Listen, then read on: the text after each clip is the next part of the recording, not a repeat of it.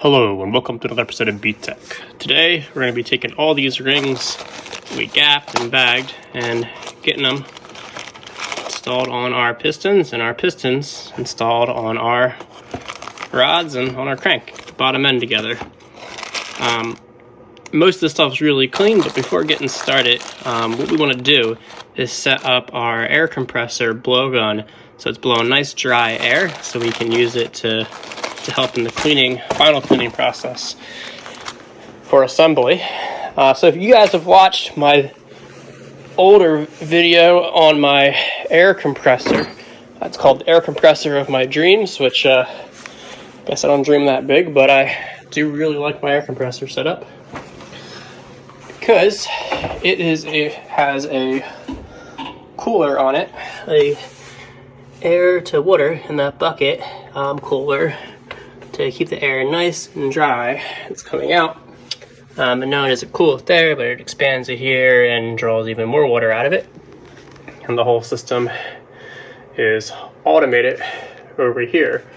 However, there's always a tiny little bit of air left in, so we also run it through some more expansion chambers here at the end, as well as some desiccant. So we're going to change out the desiccant to make sure that our air is absolutely dry as possible. So you can see the desiccant, it's not completely gone, it still has a little bit of blue in it, but it is mostly this pink color, which it turns when it's saturated. You just put it in the oven like 250 degrees for like a half hour or so, and it turns blue again. So you don't have to throw it away. It's off, you can look at the right, you see it's mostly that pink color. It's not completely saturated yet, but we're gonna get it all changed out for fresh. So what I do is I take my old desiccant that I left and we put it in one of our stainless steel baking pans.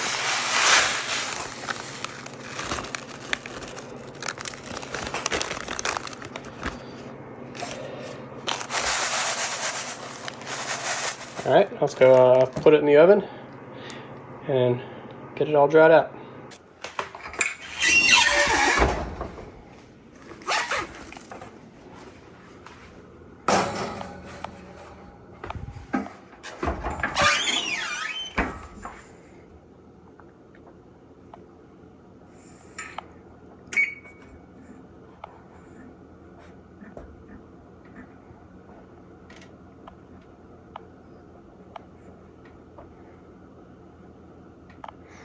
All right, so we got it at 250 degrees. Put it on for about 20 minutes and see how that goes. Nice thing is, you know when it's done because it changes color. So we'll put the light on. Can't really see it through the camera. Well, I guess I can't really see it either, so we'll check on it every so often. So it turns blue. All right, looking nice and blue. All right, you don't want to fill up the center. On these ones, the air flows through the center. So we just want to get it in the outsides.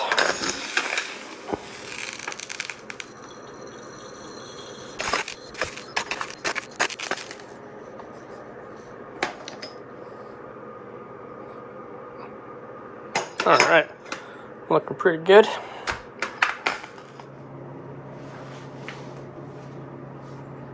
All right, now we have nice dry air.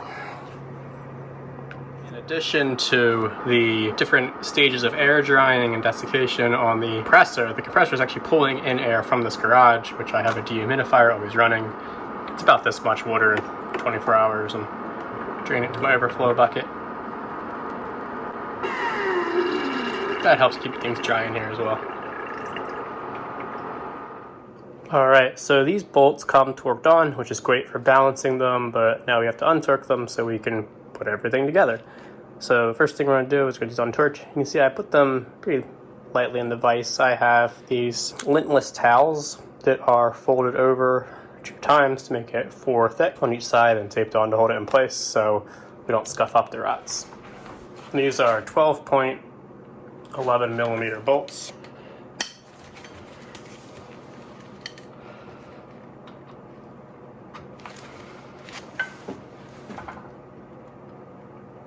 much nicer.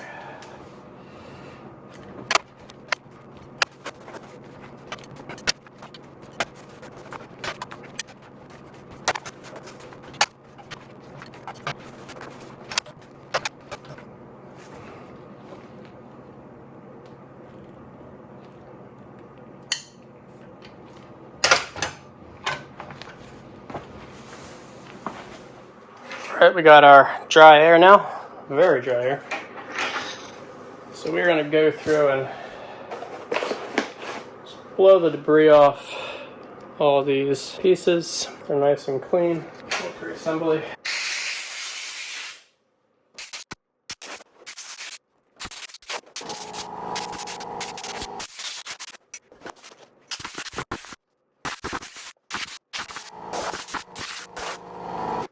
Alright, now we're going to begin cleaning the rings in acetone and then bagging them in a clean bag.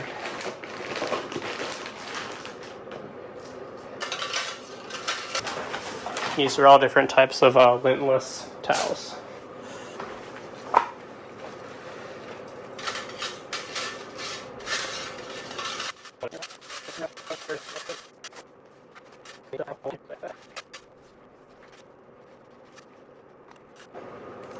Can't really rub this one, so I'm just gonna blow it here again.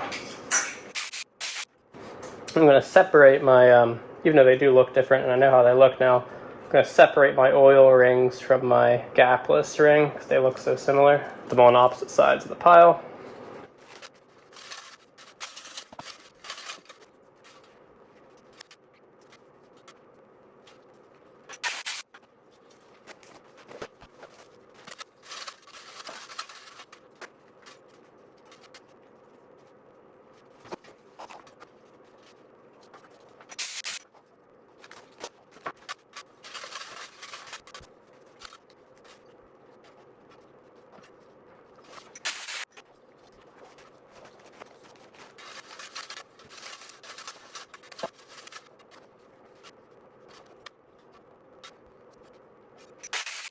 Alright, that worked well.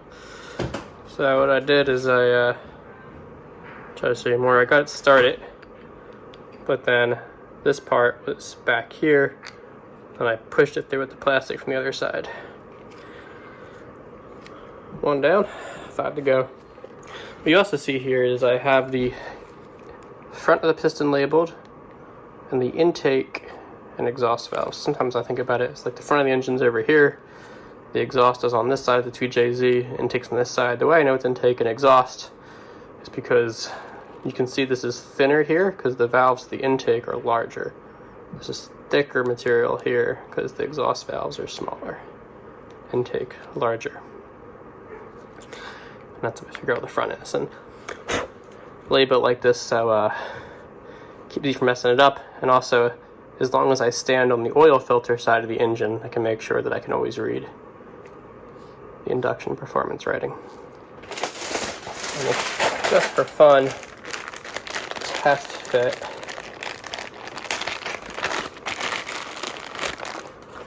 this Beefy pen.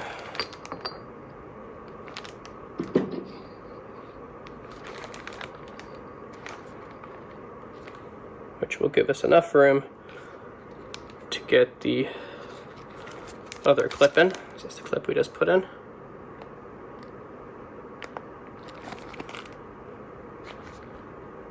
So we'll put the other retainer clip once we get the rod on. And then after the rod goes on, then we put the rings on. That's especially important for pistons like these because it's impossible once you put the oil rings on, it's impossible to get the pin in. So again, we'll start by really trying to get the clip ends to align with this little divot here.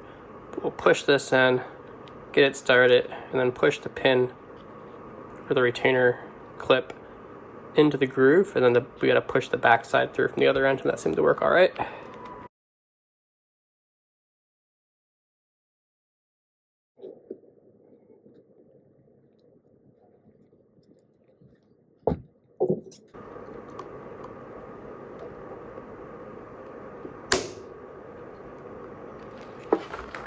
Alright, so we got to start it there. So I'll push this down until it's in the groove. So both sides are in the groove. And that back side you can see is we got to push it through from this side to push it into that groove. Which we'll do now. This tool, it's just a little screwdriver head with a fairly flat back, so I can get it in here. It snaps right in place. So that seems to be like a pretty good method for getting these in. Pretty happy with that.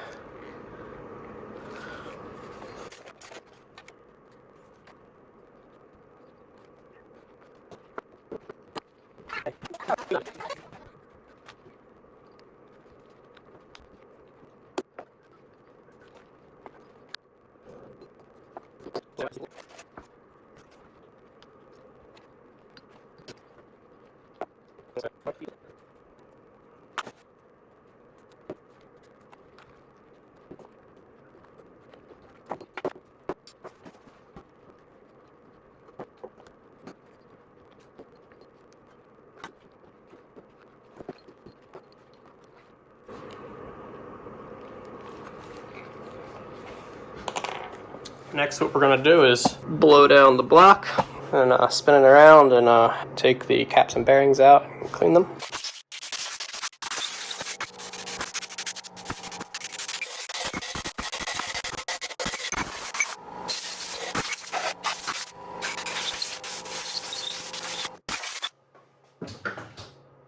Alright, and this will not be the last time we wipe the bores, but we're going to wipe the bores with some ATF. These white aerospace wipes so we can see what's inside.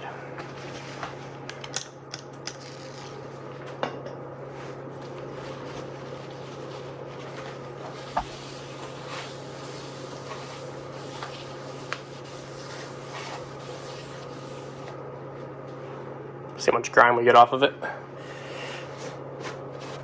The air is filtered in here, so in addition to this dust, probably from when the rings in and out a bunch of times. So much cleaner that time. These wipes are stupid expensive, so I don't use them for every part of the job. There's cheaper lintless wipes, but they do work extremely well. I like how they're white, so you can really see everything. They're very rugged, so we use them for super important cleaning jobs like this. We'll do a final wipe before we put the pistons in, obviously.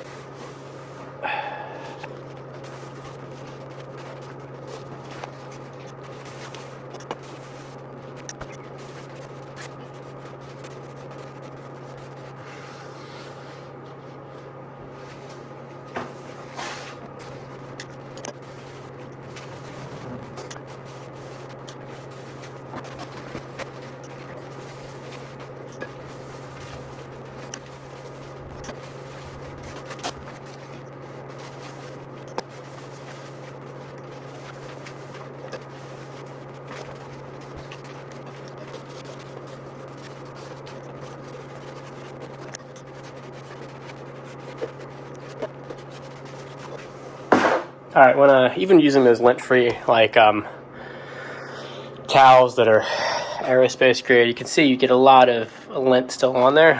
So what I like to do with that is first blow it, then burn it, then blow it again.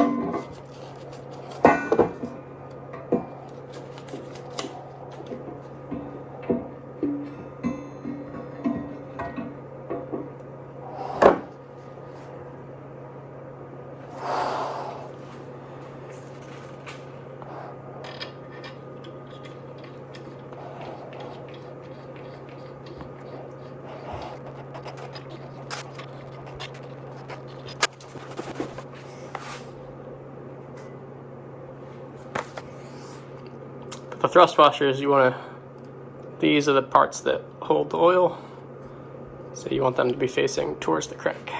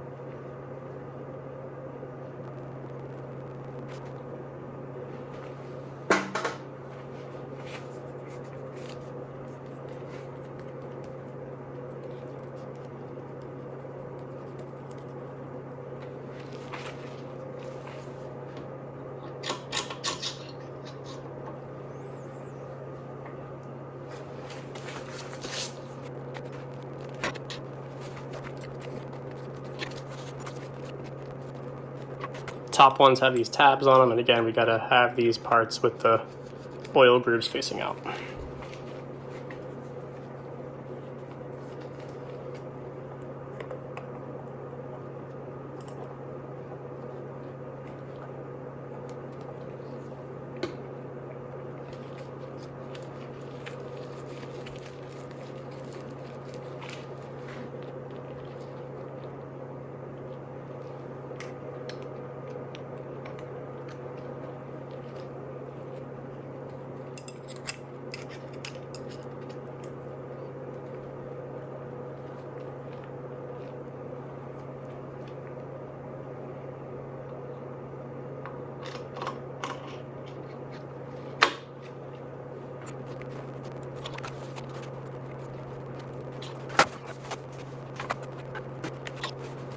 Now the reason I personally put just one side of the studs on first is because with these billet main caps, for whatever reason, it's extremely tight fit. Maybe the stock caps are like this as well, but definitely for these, it's sometimes hard to just place them on there if you have both the studs on at the same time.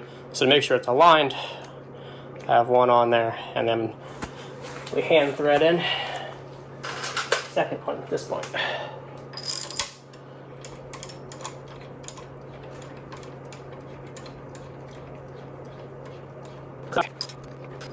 I used to watch a bunch of Power Nation. Heck, I still watch Power Nation, but I know they always talk about how you don't want to rotate the crank when you're assembling it until the main caps are secure, because it pushes the bearings into shape, and before that you can risk causing some damage. So I always took that advice seriously.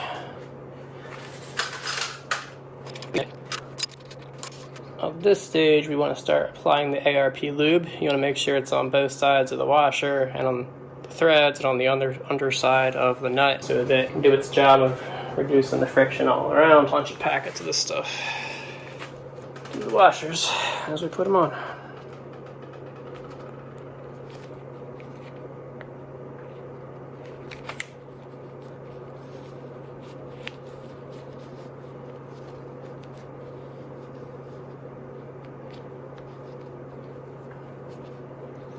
It's very similar consistency to anti-seize in my opinion. Like the aluminum based anti-seize, but quite a bit darker. I imagine it's got graphite in it, but that's just a guess, because graphite's a lubricant and it makes stuff really dark like this. That's the entire basis of my guess. I got a bunch of it, so I'm not going to be shy. So when the machinist set these billet main caps up, it's really important to have them torqued down with the ultra torque and with the ARP studs you're going to use, so that you're cutting the proper shape into it.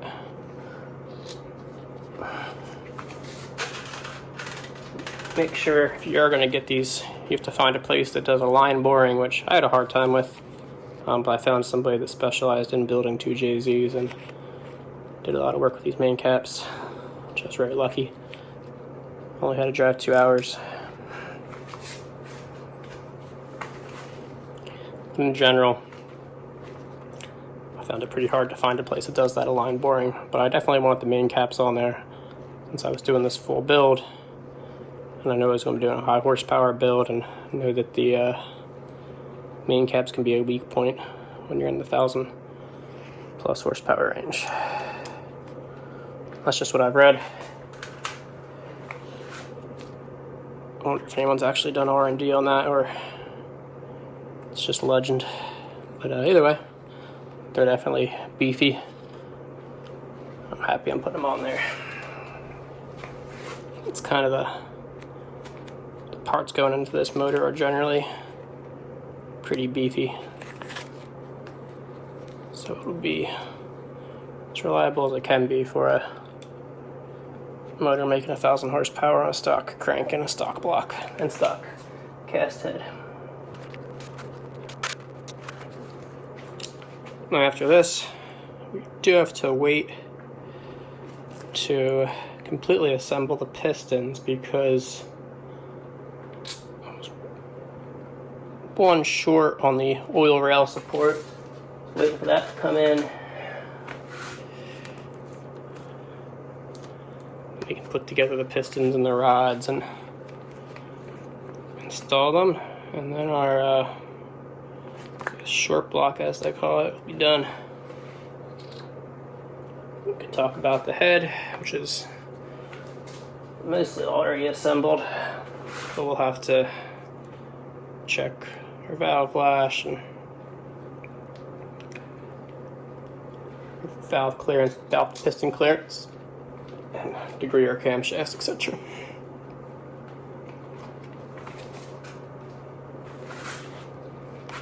And a few more fun parts to install. And we're putting a dry sump. I think we're going to go with the daily dry sump system. So we'll take a look at that on installing it.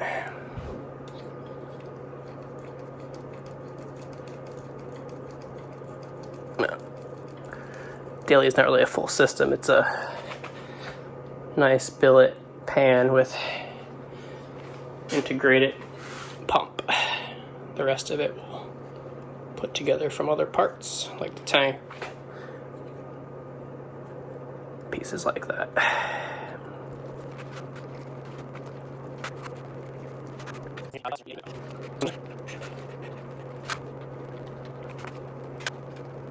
So this motor for the ARP bolts, these are 2000s. The person who built this, who's a 2JZ drag racer, so that's what they use. For the rest of the motor, well, for the rods, we're using the 625, and for the head, we're using the 625, because that's an example where the 625 is supposed to make a difference. but he had chose the 2000 for me. I did not specify. Probably would have gotten 625s as well, but it tells me that it is going to make all the power I could want with the 2000s on the main caps. Plus, if I wanted to switch back over, I would have had to do a line hone to make sure everything was good. These are already so perfect that I just want to keep it as it is. If for some reason they are the weak link, I will make a video about it. I'm pretty sure ARP would be pretty excited to talk about that one, since the 625s are substantially more expensive. Like, over double the cost more expensive.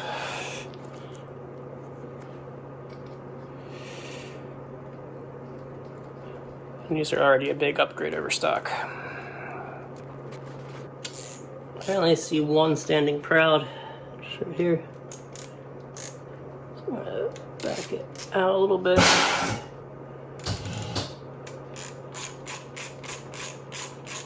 Yeah, it sure was. You don't want to tighten these, but anything beyond hand tight, so I'm just going to leave it right there. It's no longer proud. Alright, we have the torquing sequence laid out here. Makes it easy. It's a pretty easy one. Don't want to mess it up, so I just find this a lot easier. It's just be torqued in 3 stages for these at 20 foot-pounds, 40 foot-pounds, and 60 foot-pounds. So we're going to do that. These are 12 millimeter 12 point. I'm using my CDI torque wrench. This is back when these were made in the USA. You can see that? There we go. Don't think they are anymore, but got this one a long time ago.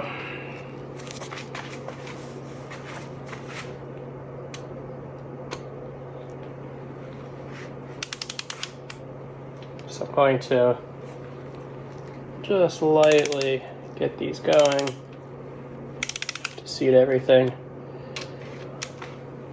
before starting the torque sequence.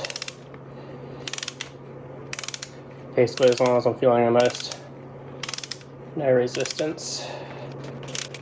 This would be faster if I used a powered wrench, but I don't like to use those when I'm building because it's easy to mess something up.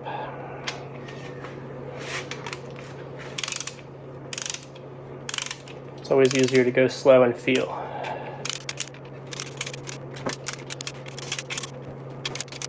Alright, now that these are all seated, we can start torquing them. Alright, now we're going to go to 40.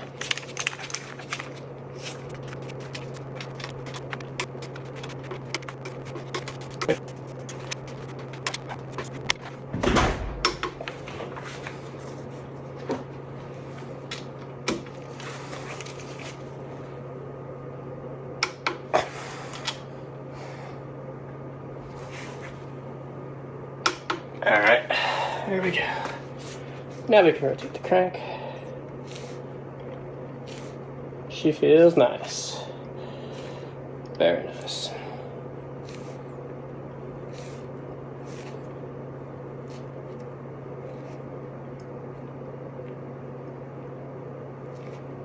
Alright, we're going to start assembling the pistons to the connecting rods.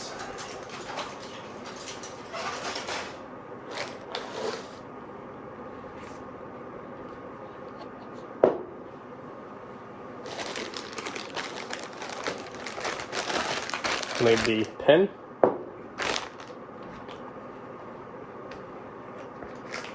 We'll need clips.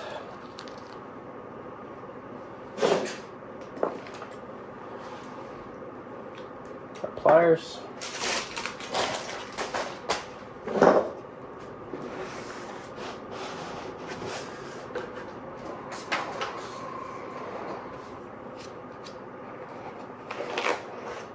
Remember, we already loosened our bolts.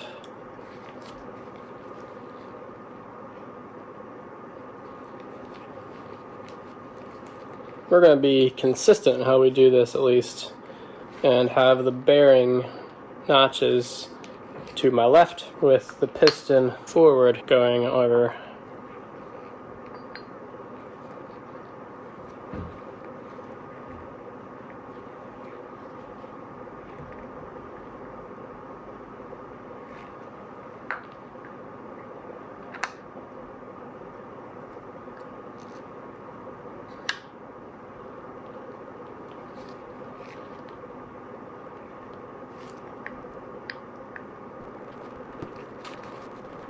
Now that we have that in there, clip in.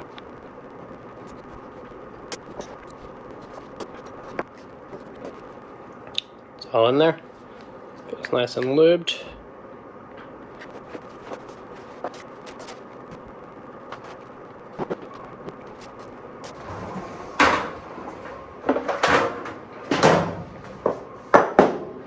So you can see with this piston, the clips, I know it's not all the way in the groove because it's being pushed, there's no gap in it. Where, see on this side, we have a gap. Let's see, I'm gonna try knocking on it just a little bit.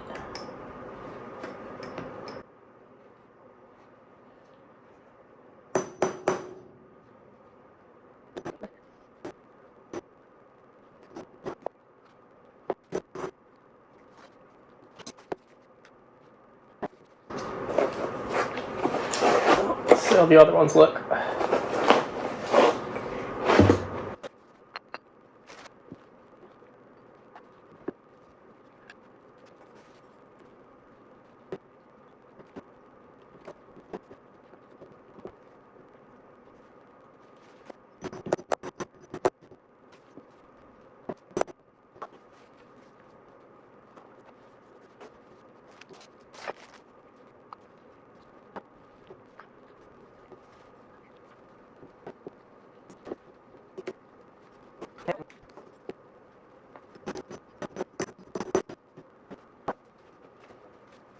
Alright, so I haven't been very happy with how those pins have been seating.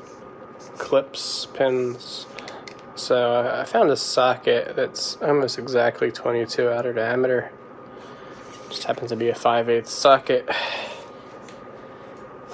So what we're gonna do is see if we can use this to help seat those clips.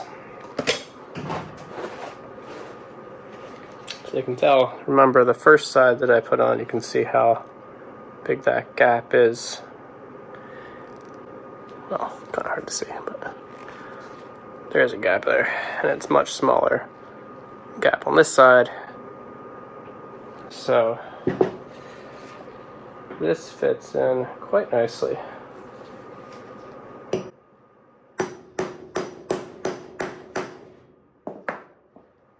Wow. That works really well.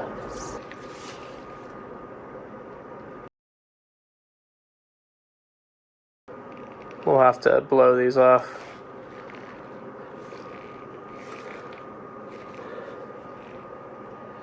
If I had an extra wrist pin, that would also work well. Alas, I do not. This one's particularly bad.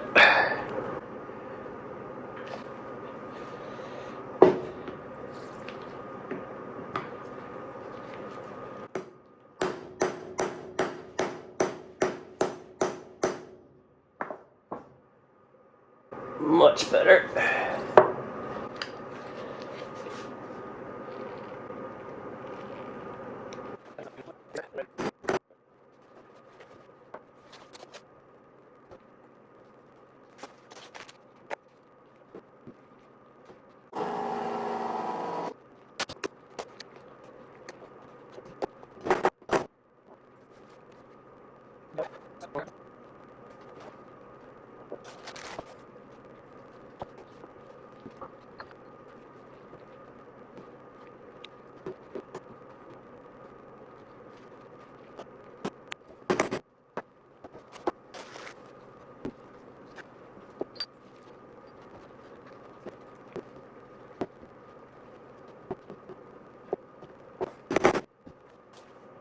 So these have a divot on them.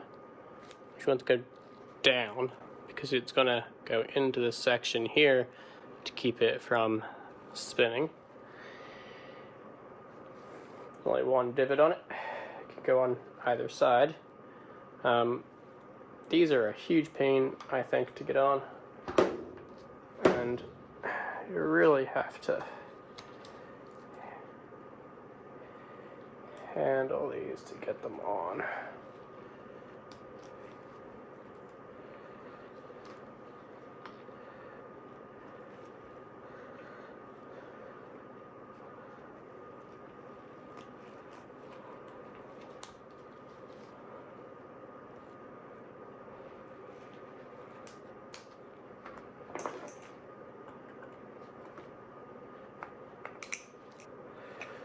So you can see there, they got the divot. You can see its job is to be a support to bridge the gaps on these sides. It's a support rail. Alright, first now I got my 2 oil rings.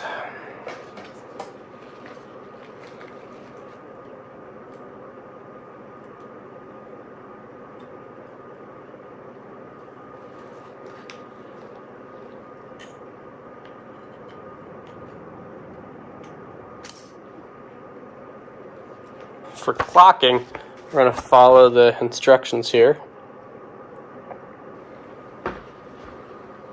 This is the oil ring expander.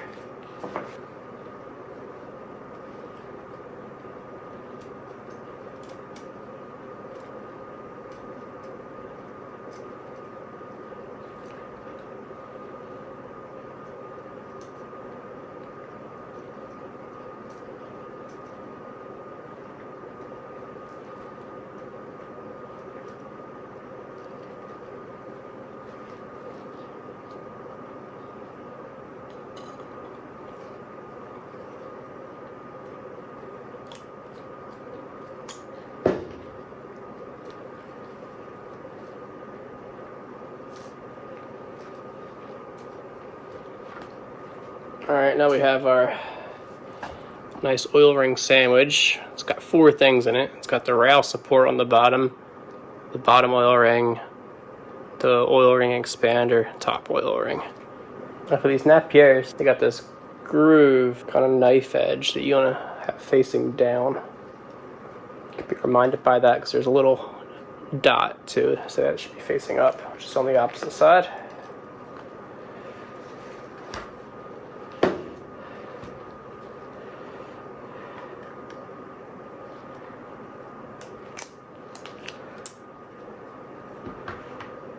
For the 2 gapless.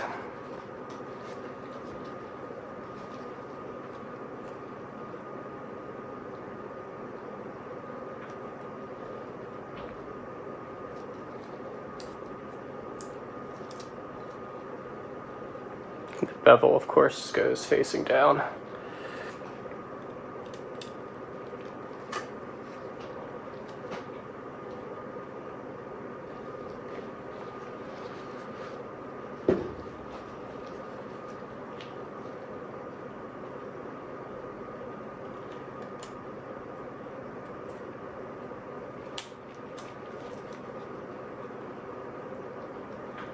So you can see for the gapless thing, that's what's going to be spanning the gap.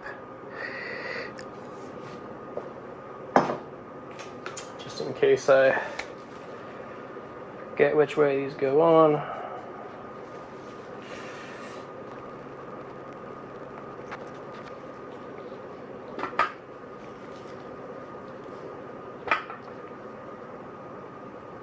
So the tops and bottoms of these are identical.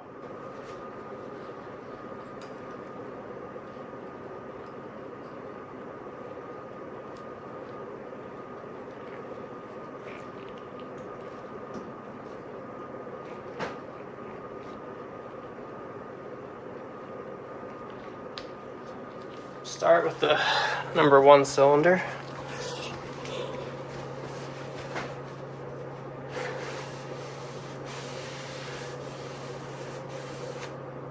Very clean.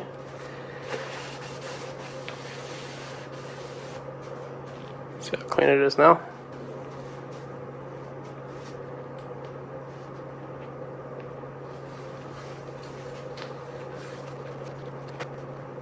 Get some on the inside the compressor as well.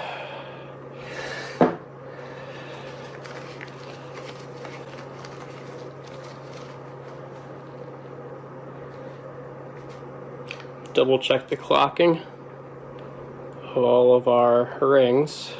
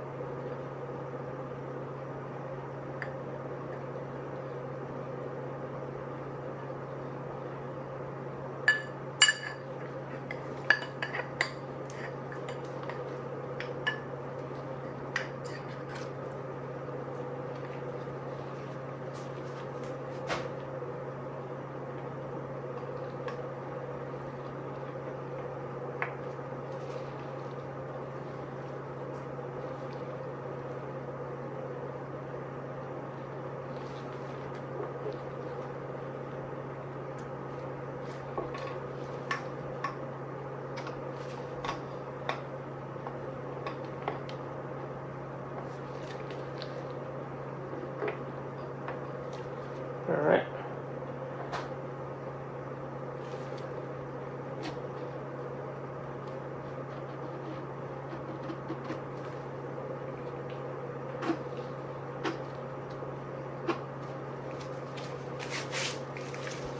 We have the official wooden hammer handle, as is tradition.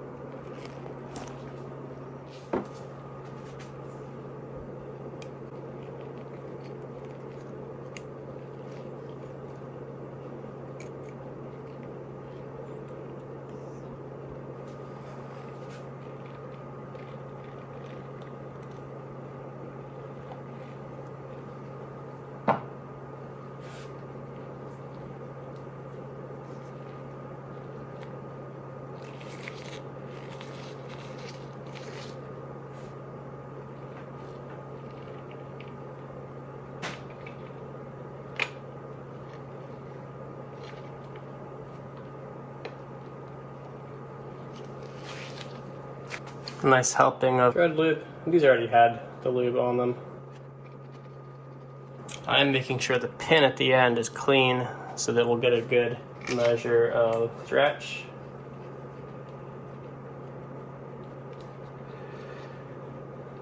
These are that funny 11mm size, but okay. That's what they made them. Alright, we're zeroed out.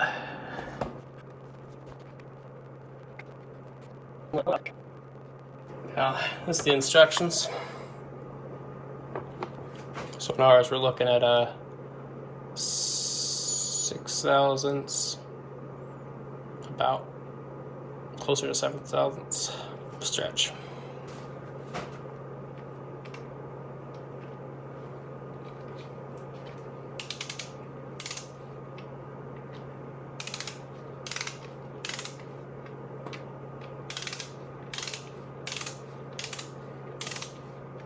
We're just getting the cap aligned right now.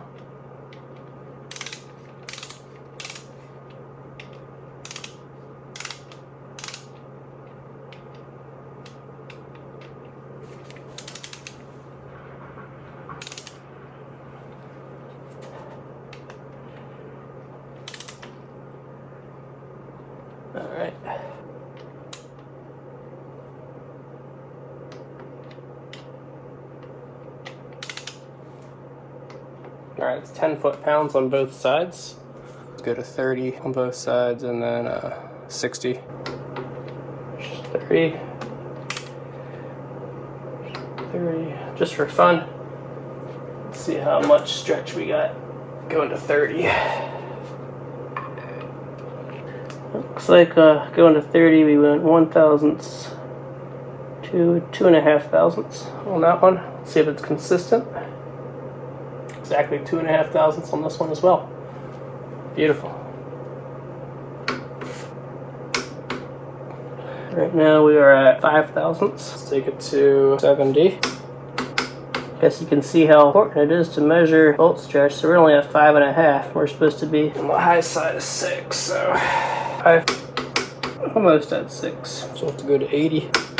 All right, now we're over 6, maybe 6.1 or 6.2. Going to 88. Okay, let's do a little bit more just to make sure we're there. Going up to 85. Oh, for fun. Let's see, this torque wrench isn't completely out of spec. We got another torque wrench. First we'll do 70. Here's 80. Yeah, that looks just about 6.5 thousandths. So we're gonna say that's good. Torque wrench seems like it's fine compared to the other one. So that feels very nice.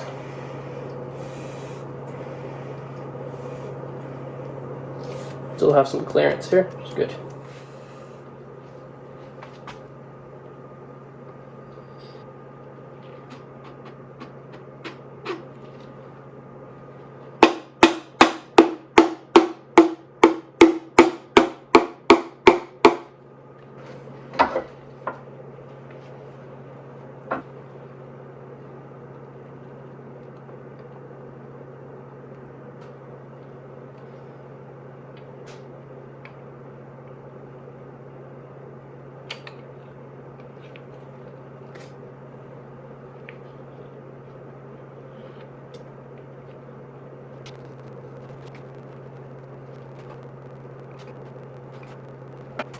All right, so what I found out from doing the first 2 rods is that if I torque them to 10 equally, then 30, and then 60, and then slowly increase until I get to the right amount of stretch, which for these bolts is about 65 or 6.5 thousandths, then I have to go to a pretty high torque, like 83 foot-pounds, when the instructions say I should really only need to be going around 70. But then if I loosen them again and then retorque them, I find that I only need to go to about 70 to get that same stretch. So I don't know exactly what's going on. I imagine it takes more torque initially because I have to seat everything. I have to move the ARP lubricant around. It's speculation. If anyone knows, please comment. But what I am doing from now on then is torquing them initially both to 60, measuring stretch just to get a feel for it, then backing them back off, and then torquing them and measuring stretch until I'm at that 6.5 thousandths.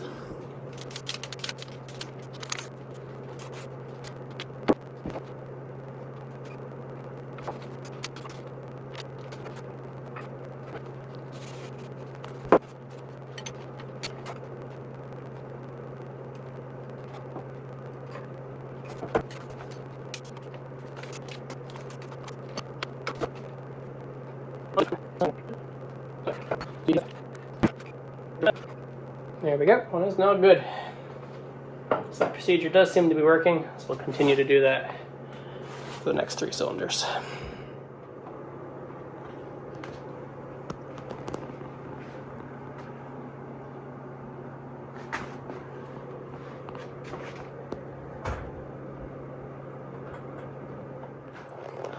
All the pistons are now in.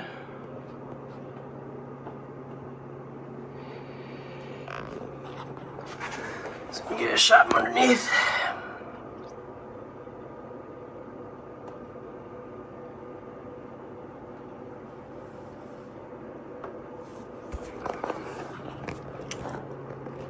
So we got a nice head, hiding in there that we'll show for the next episode. Now that our shirt block is assembled. Until next time.